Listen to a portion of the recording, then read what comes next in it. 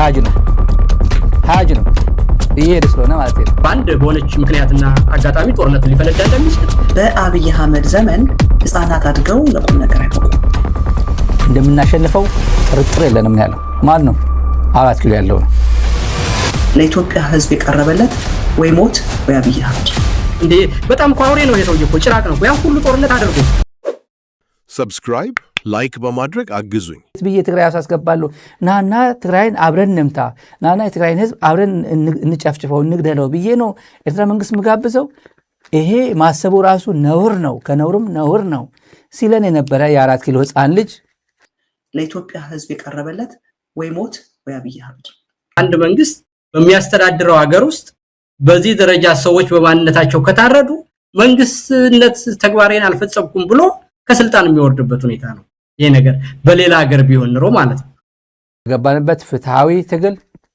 ከድል እንደምናደርሰው ጥርጥር የለንም ነው ያለው እንደምናሸንፈው ጥርጥር የለንም ነው ያለው ማን ነው 4 ኪሎ ያለው ነው የትግራይ ኃይሎች የአብይ አህመድ ወታደሮች ትግራይ እንዳይገቡ ከልክለዋል እውነት ለመናገር አስገራሚ ነው የፌደራል መንግስት ሆኖ ትግራይ ከኢትዮጵያ ካልሆነ አብይ ግን ትግራይ ላይ ሰራዊቱን ማስገባት እንደማይችል ነው እየተረዳን እየመጣ ነው ስለዚህ የኢትዮጵያ ህዝብ ከመሞት መሰንበትን መርጦ ለአብይ አህመድ ፈርሞለታል ለአብይ አህመድ ካርድ አስገብቷል አብይን በአክብሮት መርጦት ሳይሆን አብይ እንዳይደለው ፈርቶት ነው የመረጠው አሁን ለተቀመጠበት ወንበር ላይ ያበቁትም ሆነ ይሄንን ኢኮኖሚ ያፈሩት ህዋቶች ናቸው እሱ አይደለም ከሆነ ኢህአዴግ ነው እና አማኑኤልን የገደለ እነ በቴ ኦርጌሳን የገደለ ኦሮሚያ ውስጥ ያልተነገረላቸው እጅግ ብዙ አማኞች አሉ ፖለቲካል ዲኬይ ውጤት እንጂ አብይ በራሱ ስትራቴጂ ነድፎ እንደምታየው የውጭ ግንኙነትን ያሻሻለበት የሀገር ኢኮኖሚን ያሻሻለበት ሰላምና መረጋጋትን ያመጣበት የሀገርን ደህንነት ያስተካከለበት በህብረተሰብ መካከል ያለን መስተጋብር ያስተካከለበት ምንም አይነት ፖሊሲ ኑሮት ሳይሆን ስሙ የዚህ አማካሪ ሚኒስትር ይባላል እንጂ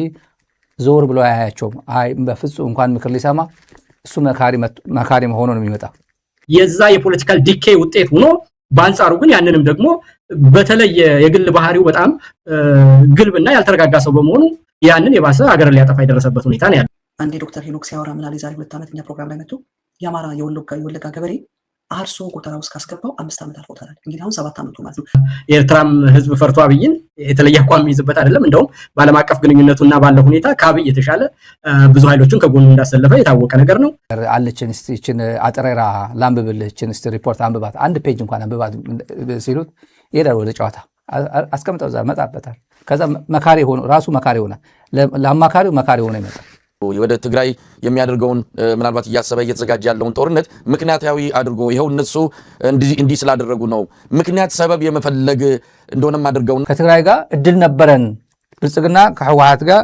የመታረቁ እድል ነበረን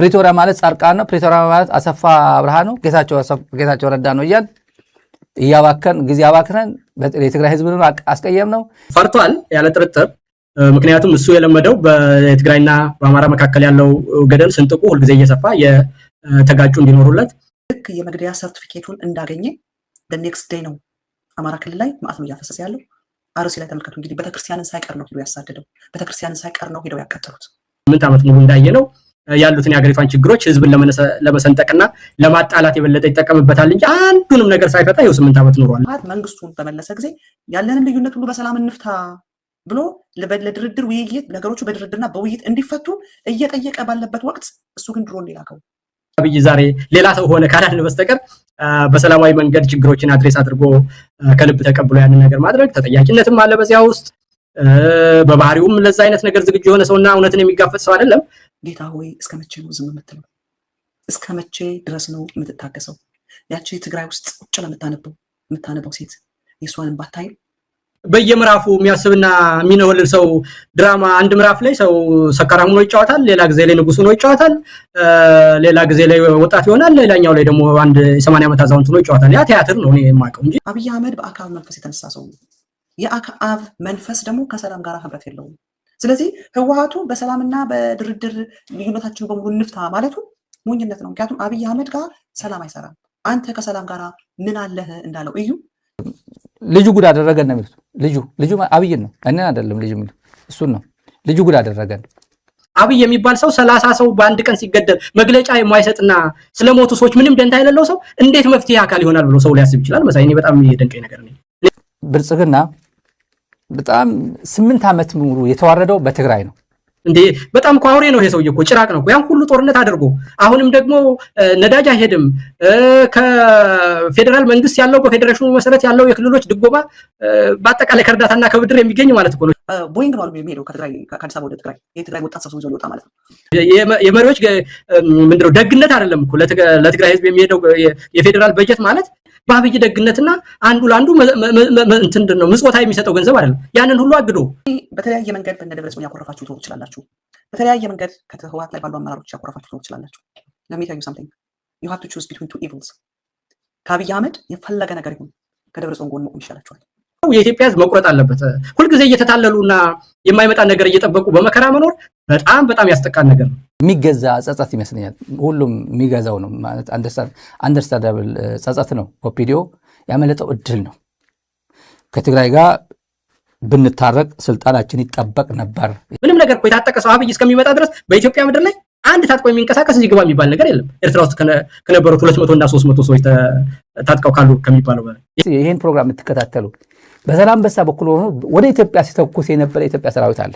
አብይ አህመድ የትግራይ ብቻ ሳይሆን የአማራ ብቻ ሳይሆን የኦሮሞ ብቻ ሳይሆን የመላው ኢትዮጵያ አልፎም ተርፎም የቀጠና ሁሉ ጠላት ነው። በጎረቤቶቻችን አጠቃላይ ያልተጣለው አንዴ ነው። ዱቄት ናቸው ስትለው እንዴት አደረገ? አምባሻ ሆኖ የከረከመ የት ነው የሸኘ? ፕሪቶሪያ ነው የሄድከው። ለጦርነት ሞቢላይዜሽኑ በፍጥነት ተካሂዷል። የሚጀመርበትን ሰዓትና ሁኔታ ካልሆነ በስተቀር የጦርነት ዝግጅት እንዳለና በአንድ በሆነች ምክንያትና አጋጣሚ ጦርነቱ ሊፈነዳ እንደሚችል ሁሉ እልቂትና መከራ ያንን ሁሉ ሰቆቃ በትግራይ ህዝብ ላይ አድርጎ ምንም እንዳላደረገ ለዳግመኛ እልቂት መምጣቱ ራሱ ሊያስቆጣን ይገባል። የኢትዮጵያና የኤርትራ ጦርነት ካለ በአጠቃላይ በአብይ ወራሪነት ነው። እሱንም በግልጽ ነግሮናል ብለን ስንናገር በተደጋጋሚ የሉ የነበሩት እነ ጌታቸውም ሆነ እነ ጀነራል ጻድቃን የሚነሳው ጦርነት የትግራይን የጦርነት አውድማ ለማድረግ ነው፣ ሻዕቢያም ከትንኮሳ ያቆም እያሉ መግለጫ ሲሰጡ ነበር። ስለዚህ በአብይ አህመድ ዘመን ህፃናት አድገው ለቁም ነገር አይበቁም። ወጣቶች አድገው ለቁም ነገር አይበቁም። ተምሮ ለቁም ነገር የሚበቃ አይኖርም። አግብቶ የሚወልድ አይኖርም። በአጠቃላይ የትግራይ ህዝብም ሆነ የአማራ ህዝብ የህልውና ትግል እንዳጋጠመው የኤርትራ መንግስትና የኤርትራ ፕሬዝዳንት በይፋ በቃለ መጠይቅ ተናግረዋል። የማረካቸውን እንኳን ታርጎ ነበር የሚያሰቃዩ። የትግራይ ህዝብ የማረከውን የአብይን ሰራዊት በሰላም ወደ እናትና አባቱ የሚልክ የነበረው ቤት ትግራይ ውስጥ በክብር ነበር የሚያዘው። አብይ ግን አንድ ሰው ሲማርክ በሳት እያቃጠሉ ቆዳቸውን እየላጡ በቢሎ እየቆጋገላቸውን እየቆራረጡ ጽግና ሀጅ ነው እየሄደ ስለሆነ ማለት ነው። ጥርጥር ስለሌለው ነው። የአማራ ኤሊትንም እየወሰደ ባለው አቋም እንዳደረገ በአማራ ህዝብም ላይ እየደረሰ ያለውን ጭፍጨፋ እንደሚያደርግ ትግሉንም እንዲያጠናክር የትግራይ ኃይሎች በአደባባይ በተወካዮቻቸው በይፋ ተናግረዋል። በስሜት ተነድቶ በጥላቻ ታውሮ ጁንታ 27 ዓመት ይሄ የህወሓት እንታ ምናምን እያለቃቀሰ አብይን የበሰለ ቁጭ አረገበት። አብይን በመከፋፈልና በመዘልዘል አንዱን ከአንዱ በማጣላትና በማጋጨት እኖራለሁ ብሎ ለሚያስበው ሰውዬ ዋናው ሽንጡን የሚቆርጥና አከርካሪውን የሚሰብር ነገር ስለሆነ ይሄም ነገር ደግሞ ለወደፊቱ ኢትዮጵያ መልካም የሚያመጣ ይሁን ነው ብሎ የትግራይ ክብር ይመለሳል። ጌታቸው ረዳ ነው የሚያስመልሰው፣ ቲዲኤፍ ነው የሚያስመልሰው። ወደ ማሳችን የገባ ጠላት አለ፣ ጠላቱን መንጥረን እናጠፋዋለን ብሏል። ለዚህ ጊዜው ደግሞ አሁን ነው ብሏቸዋል። አሁን ነው ብሏል።